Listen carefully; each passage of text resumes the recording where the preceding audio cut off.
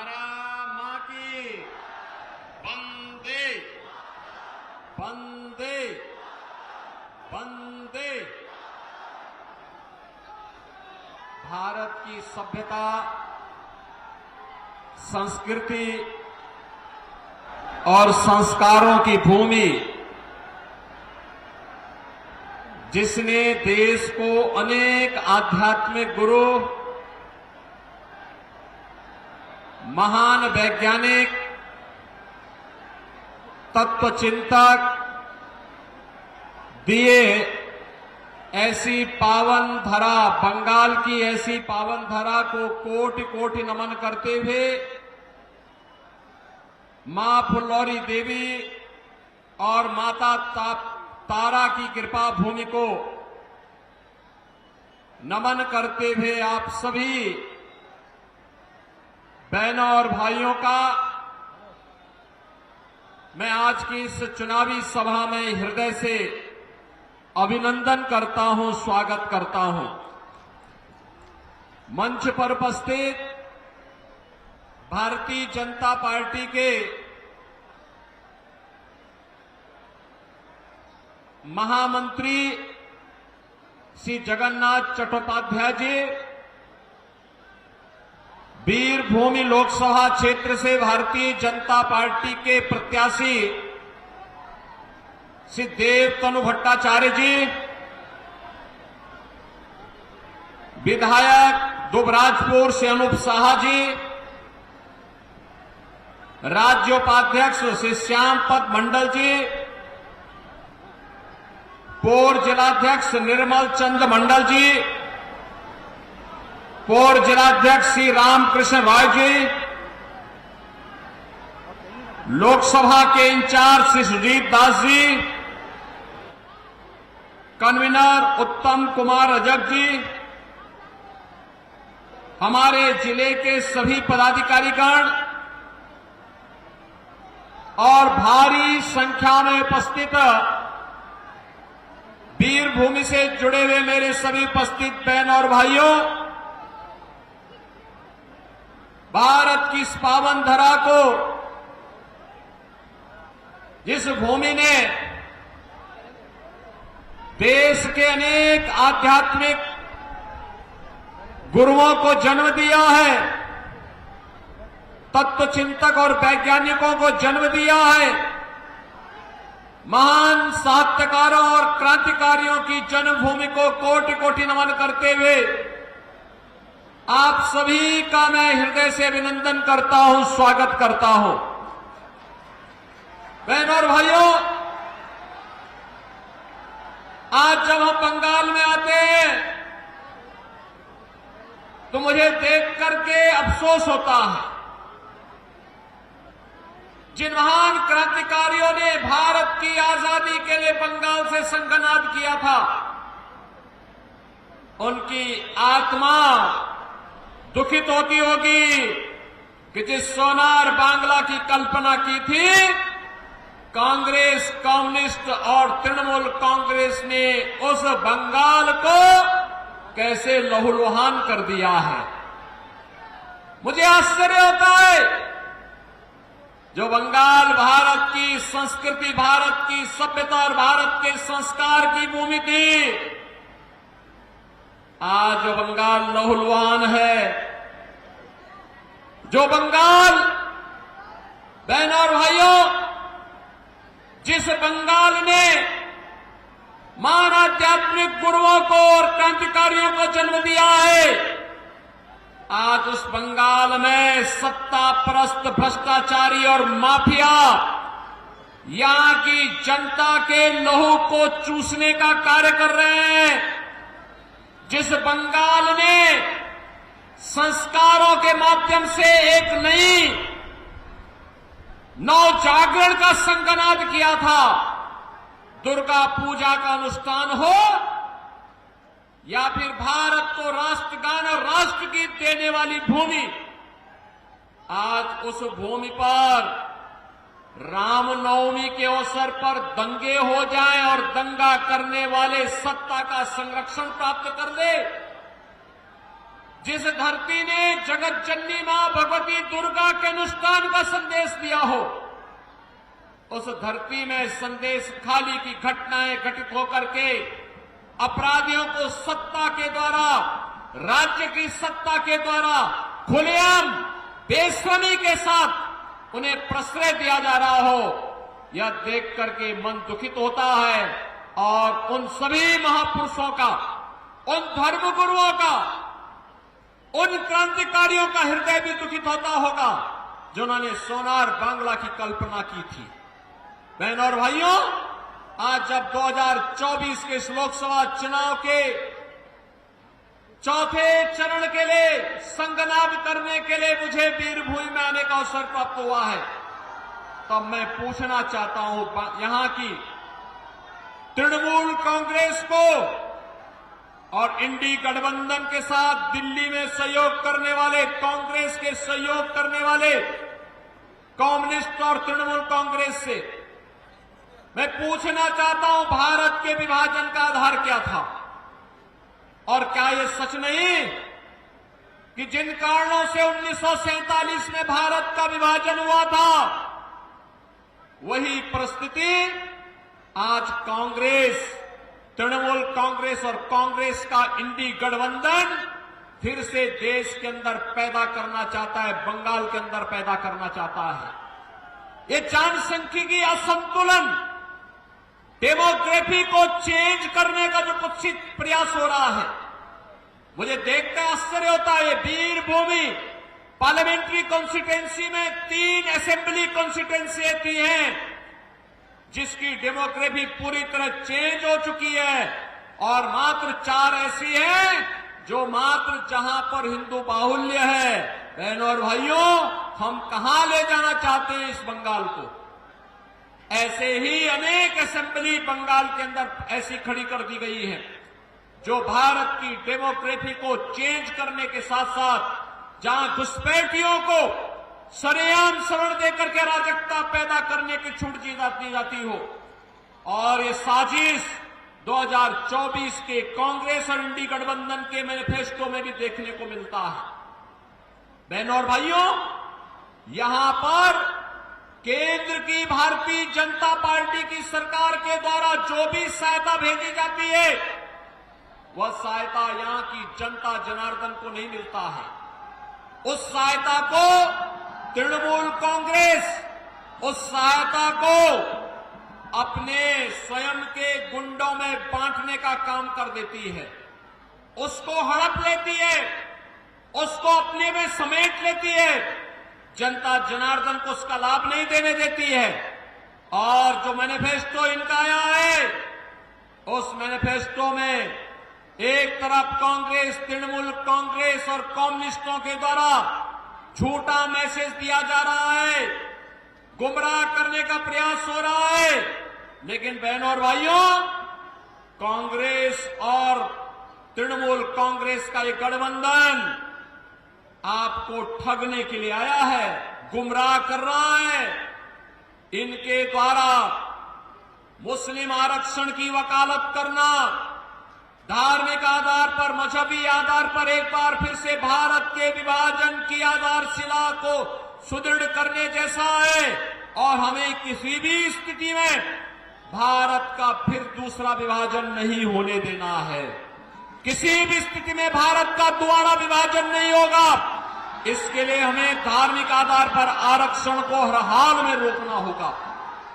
कांग्रेस का मैनिफेस्टो कहता है, कांग्रेस का मैनिफेस्टो कहता है कि पिछड़ी जाति के लोगों को मिलने वाले आरक्षण में एक हिस्सा मिलाकर के मुसलमानों को दे देंगे। क्या आप इसको स्वीकार करेंगे? क्या बंगाल इसको स्वीकार करेगा? क्या अपने अधिकार को आप क्या किसी दूसरे को हिस्सा लेने देंगे क्या? और ऐसे ही अनुसूचित जाति के अधिकारों में भी ये लोग डकैती डालने का काम करने जा रहे हैं। बहनों और भाइयों, जब कांग्रेस नेतृत्व की यूपीए सरकार थी, ये तृणमूल कांग्रेस उसको सपोर्ट कर रही थी, कम्युनिस्टों ने भी उसे कुछ दिनों तक सपोर्ट किया था। बहनों और भाइयों, तब आपको याद होगा तब कांग्रेस नेतृत्व की सरकार ने, जो आज इंडी गठबंधन के रूप में है, तब इस सरकार ने जस्टिस रंगनाथ मिश्रा कमेटी गठित की थी और रंगनाथ मिश्रा कमेटी के आधार पर उसने प्रयास किया था उस समय कि पिछड़ी जाति को मिलने वाले 27% आरक्षण में से 6% आरक्षण को कम करते हुए उस आरक्षण का लाभ मुसलमानों को दे दिया जाए। भारतीय जनता पार्टी ने विरोध किया था। उन्होंने कहा धार्मिक आधार पर आरक्षण ये बाबा साहब भीमराव अंबेडकर और भारत के संविधान निर्माताओं का अपमान होगा। उस समय विरोध किया था और तभी रुक पाया था। फिर सच्चर कमेटी की सच्चर कमेटी का गठन करके कांग्रेस ने प्रयास किया था कि अनुसूचित जाति की मिलने वाले आरक्षण के लाभ में भी मुसलमानों को हिस्सेदारी दी जाए। तब भी भारतीय जनता पार्टी ने विरोध किया था और जो लोग अनुसूचित जाति, जनजाति और पिछड़ी जाति के लोगों के अधिकारों पर डकैती डालने का प्रयास कर चुके हैं और आज फिर उनका मैनिफेस्टो इस बात का उल्लेख करता है, वे आज जनता को गुमराह करके ये फिर से सत्ता हासिल कर लेना चाहते हैं। बहनों और भाइयों, मैं आप सबका आह्वान करने के लिए आया हूं। आपने देखा होगा रामनवमी का आयोजन, भगवान राम का जन्म हुआ था उत्तर प्रदेश के अयोध्या में। अयोध्या में और उत्तर प्रदेश में इस अवसर पर हजारों शोभा यात्राएं निकलती हैं, एक भी जगह दंगा नहीं हुआ। मुझे उत्तर प्रदेश में मुख्यमंत्री के रूप में सेवा करते हुए 7 वर्ष हो गए हैं, एक भी बार दंगा नहीं हुआ। उत्तर प्रदेश में एक भी बार दंगा नहीं हुआ, एक भी बार कर्फ्यू नहीं लगा, एक भी बार कहीं भी कोई न कर्फ्यू है न दंगा है। यूपी में सब चंगा है, यूपी में कुछ भी नहीं है। लेकिन बहनों और भाइयों, यहां रामनवमी के अवसर पर दंगे हुए, यहां बम चले हैं, दंगे हुए हैं, शोभा यात्राओं में तोड़फोड़ हुई है और कोई जय श्री राम बोलता है तो उसको यहां की सरकार गिरफ्तार करके बंद कर देती है। मुझे आश्चर्य होता है, अरे 15वीं सदी में इसी धरती में एक महापुरुष पैदा हुए थे, एक संत कवि पैदा हुए थे, श्री कृतिवास ओझा। कृतिवास ओझा ने बांग्ला रामायण रची थी और बांग्ला रामायण ने इतनी धूम मचाई थी कि घर घर राम की उपासना होनी शुरू हो गई थी। बहनों और भाइयों, अगर बंगाल में राम की उपासना होती है तो बंगाल से चली दुर्गा उपासना का कार्यक्रम उत्तर प्रदेश के अंदर हजारों स्थानों पर होता है, पूरी भव्यता के साथ होता है, कोई रोक टोक नहीं। बड़े बड़े पंडाल लगते हैं, जैसे पंडाल लगा है ऐसे पंडाल दुर्गा उपासना के भी उत्तर प्रदेश के अंदर लगते हैं। लेकिन कहीं कोई दंगा नहीं हो सकता, कहीं कोई कर्फ्यू नहीं लग सकता। और मालूम है कि अगर जैसे रामनवमी के अवसर पर बंगाल के अंदर दंगा करने का प्रयास हुआ था, दंगा हुआ था, शोभा यात्राओं में तोड़फोड़ हुई थी, बहनों और भाइयों, अगर ये दुस्साहस किसी ने उत्तर प्रदेश में किया होता तो हम उसको उल्टा टांग करके उसकी पूरी संपत्ति को सरकारी कब्जे में ले लिए होते, उसकी पूरी संपत्ति को, और ऐसी कार्रवाई करते उसकी 7 पीढ़ियां भूल जाती दंगा करना। आज आप देखते होंगे उत्तर प्रदेश के अंदर, आज बहनों और भाइयों आप देखते होंगे बड़े बड़े माफिया जो कभी कभी पहले 2017 के पहले, बीजेपी के आने के पहले यूपी के अंदर जो पूरी सत्ता को अपने गिरफ्त में रखते थे, जिनके सामने सारी व्यवस्थाएं फेल थी, आज आप देखते होंगे कैसे उनके गले में तख्ती लटकती है और वो कहते हैं कि साहब एक बार जान बख्श दो, बस अब हम ठेली लगा करके परिवार का पेट भर देंगे, अब दंगा नहीं करेंगे। किसी गरीब को नहीं लूटेंगे, किसी बेटी और बहन की इज्जत के साथ खिलवाड़ नहीं करेंगे, किसी व्यापारी से रंगदारी वसूली नहीं करेंगे और ठेके पट्टे में न गौ कसी का काम करेंगे और नहीं उनके द्वारा ये भी कहा जाता है कि गौ कसी भी नहीं करेंगे और कहीं बालू और रेता का भी कहीं जबरन ठेका भी नहीं लेंगे। बहनों और भाइयों, मैंने सुना है यहां पे भी कुछ माफिया बालू और रेते का ठेका जबरदस्ती हड़प करके यहां की जनता का शोषण कर रहे हैं। नदी के डेमोग्राफी को भी चेंज कर देना चाहते हैं। गौ कसी के धंधे को धड़ल्ले से चला करके यहां की आस्था के साथ खिलवाड़ करना चाहते हैं। बहनों और भाइयों, भारतीय जनता पार्टी आपको इस बात का आश्वासन देती है कि जितने बड़े माफिया हैं ना, इनकी पूरी संपत्ति को जब्त करके गरीबों में बंटाने का काम कोई कर सकता है तो केवल भारतीय जनता पार्टी कर सकती है। आपने देखा होगा उत्तर प्रदेश में हमने जितने बड़े माफिया थे, सबसे बड़े जितने बड़े बड़े माफिया थे, वे माफिया या तो यूपी छोड़ चुके हैं या फिर उनको जहन्नुम में भेज दिया गया है। उनके लिए अब धरती में जगह नहीं है, वे लोग जा चुके हैं।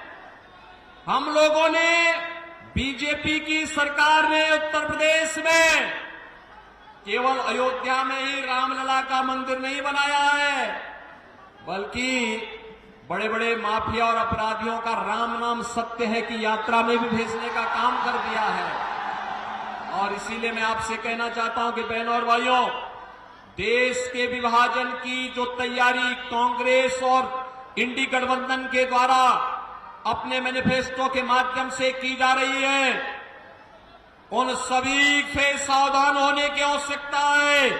और मैं तो आपसे एक बात और कहना चाहूंगा, बहनों और भाइयों, जब आप पे कोई संकट आता है, आप पे जब कोई संकट आता है, तब क्या तृणमूल का कोई व्यक्ति आपके पास आता है क्या हालचाल पूछने के लिए? जब ये दंगे होते हैं, तृणमूल कांग्रेस का कोई व्यक्ति आपका हालचाल पूछने के लिए आता है क्या? कांग्रेस का कोई व्यक्ति आता है क्या? कोई नहीं आएगा। न कांग्रेस आएंगे, न राहुल गांधी आएंगे, न बहन जी आएगी और कोई नहीं आएगी। यहां की दीदी की ममता तो केवल यहां के उन माफियाओं के साथ में है जो बंगाल को रौंद रहे हैं, बंगाल की पहचान के सामने संकट पैदा कर रहे हैं। और इसीलिए मैं आपसे कहने के लिए आया हूं, बहनों और भाइयों, केवल भारतीय जनता पार्टी है और मोदी जी हैं जो सुख दुख में आपके साथ हमेशा खड़े होने वाले हैं, हर स्थिति में खड़े होने वाले हैं। आपने देखा होगा मोदी जी के नेतृत्व में भारत ने विकास की जिन नई प्रतिमान को स्थापित किया है।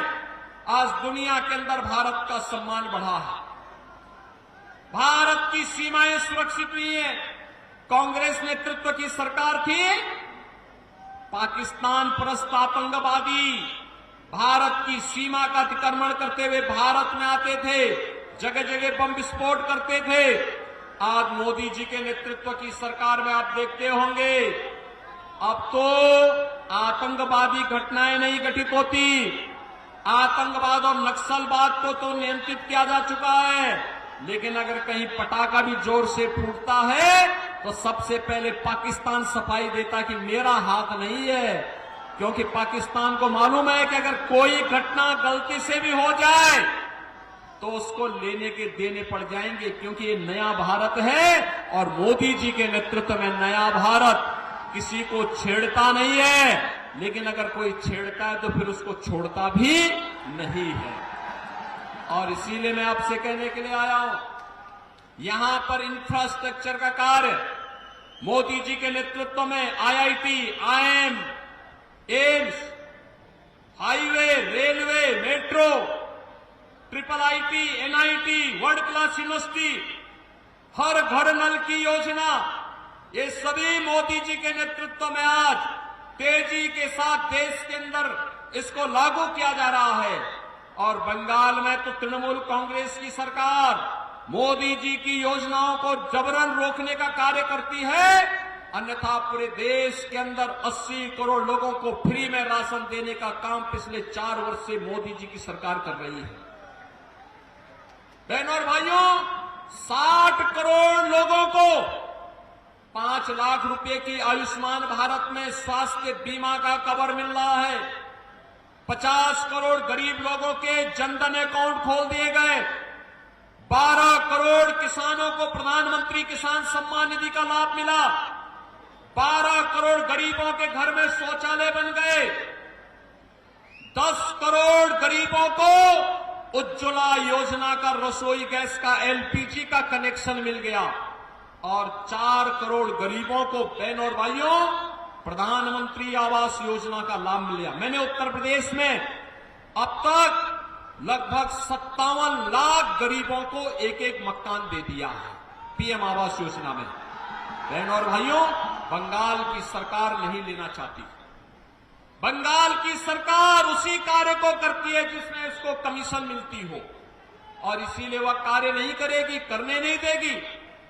इसके लिए आवश्यक है कि वीर भूमि को नाम के अनुरूप भारतीय जनता पार्टी को विजयी बना करके भेजिए। मोदी जी ने कहा है आत्मनिर्भर भारत और विकसित भारत की संकल्पना को साकार करेंगे। आत्मनिर्भर भारत का मतलब आत्मनिर्भर बंगाल भी होगा। आत्मनिर्भर बंगाल का मतलब हर किसान, हर नौजवान, हर महिला, हर तबके का व्यक्ति, हर व्यापारी यह भी आत्मनिर्भर होगा। और जब आत्मनिर्भर होगा तो तभी विकसित भारत की परिकल्पना को साकार भी करेगा। और विकसित भारत के लिए भारत दुनिया की एक बड़ी ताकत बने, हमारा देश दुनिया की एक ताकत बने, यह संदेश बंगाल से ही जाना चाहिए। क्योंकि बंगाल ने तो हमें राष्ट्रगान और राष्ट्रगीत दिया, और बंगाल ने तो भारतीय जनसंघ के पहले अध्यक्ष डॉक्टर श्यामा प्रसाद मुखर्जी भी तो बंगाल ने ही भारत को दिए हैं। इसलिए मैं आप सबका आह्वान करने के लिए आया हूं कि बहनों और भाइयों, भारतीय जनता पार्टी ने वीरभूमि से श्री देवतनु भट्टाचार्य को अपना प्रत्याशी बनाकर के आपके बीच उतारा है। देवतनु भट्टाचार्य, बहनों और भाइयों, मैं आप सबसे अपील करना चाहूंगा, अगर आप डेमोग्राफी को चेंज करने से रोकना चाहते हैं, अगर आप सुरक्षित बंगाल चाहते हैं, अगर आप सुरक्षित भारत चाहते हैं, समृद्ध बंगाल और समृद्ध भारत चाहते हैं, तो भारतीय जनता पार्टी आवश्यक है। और इसके लिए आप सबका मैं आह्वान करूंगा कि आप सभी लोग भारतीय जनता पार्टी के चुनाव चिन्ह, कमल के चुनाव चिन्ह पर वोट देकर के श्री देवतनु भट्टाचार्य को भारी बहुमत से विजयी बना करके देश की संसद में भेजिए। आप सहमत हैं? देवतनु भट्टाचार्य को विजयी बना के भेजेंगे? सभी लोग सहमत हैं? सभी लोग सहमत हैं? 13 मई को यहां लोकसभा का इलेक्शन होना है, और 13 मई को लोकसभा के इलेक्शन में देवतनु भट्टाचार्य को वीरभूमि जैसे लोकसभा क्षेत्र में, बहनों और भाइयों, डेमोक्रेसी चेंज से रोकने के लिए, सुरक्षा के लिए, गरीब कल्याणकारी योजनाओं के लिए उन्हें भारी बहुमत से विजयी बना के भेजना है। बना के भेजेंगे? सभी लोग सहमत हैं? तो मेरे साथ बोलेंगे, भारत माता की, भारत माता की, भारत माता की, वंदे वंदे वंदे